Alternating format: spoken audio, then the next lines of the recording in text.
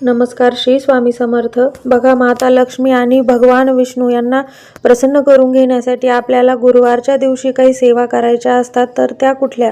तर सर्वप्रथम आपली आंघोळ झाल्यानंतर गुरुवारी सकाळी आपण तुळशीला जल अर्पण करायचं आहे. तुळशीला जल अर्पण करत असताना आपल्याला थोडंसं कच्चं दूध आणि साखरही तुळशीला अर्पण करायची आहे. यानंतर आपल्या घरातील मुख्य दरवाजाच्या उंबरठ्याला आपल्याला हळदीचं लेपन करायचं आहे व दरवाजात एक तुपाचा दिवा लावायचा आहे. यानंतर तुम्ही जेव्हा तुमच्या घराची फरशी पुसता त्यावेळेस तुम्हाला त्या पाण्यामध्ये थोडीशी हळद, जाडे मीठ, लिंबू आणि गोमित्र टाकून त्या पाण्याने तुमच्या घराची फरशी पुसायची आहे आणि तुमच्या घरातील नकारात्मकता दूर होते.